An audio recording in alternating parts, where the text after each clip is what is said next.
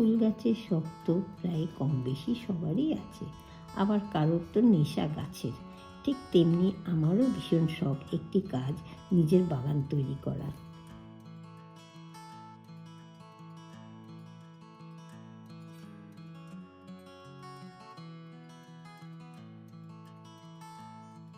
বাগান তৈরি করা খুব একটা সহজ কাজ নয়। প্রত্যেকটি গাছের জন্য আলাদা আলাদা জৈব সার, রাসায়নিক সার দিয়ে তারপর গাছ লাগাতে হবে।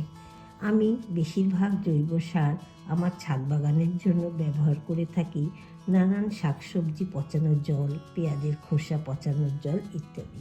এতে আমার এই ছোট্ট ছাদ বাগানটি ভালো মতন ফল ও ফুল আমাকে প্রত্যেক দিন উপহার দেয়।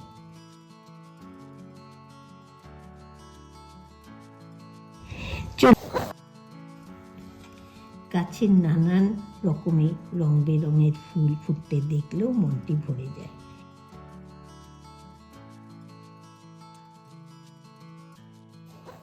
চলুন আজকে আমি কিছু মাটি রেডি করে তাতে কিছু সবজি গাছ লাগানো যাক। আগের দিন রাতে আমি মাটিগুলির মধ্যে ডিমের খোসা গুঁড়ো করে নিয়ে তাতে সবজি খোসা, পেঁয়াজের খোসা গুলি দিয়ে ভালো করে মিশিয়ে নিয়েছি।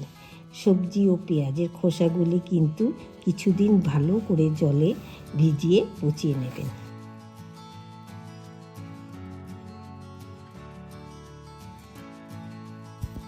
এরপর দ্বিতীয় দিন আমি কিছু লেটুস, ছোট ছোট বাঁধাকপি, লঙ্কা, ভেন্ডি বীজ নিয়ে এক এক করে প্রত্যেকটি টবে পুঁতে দিলাম।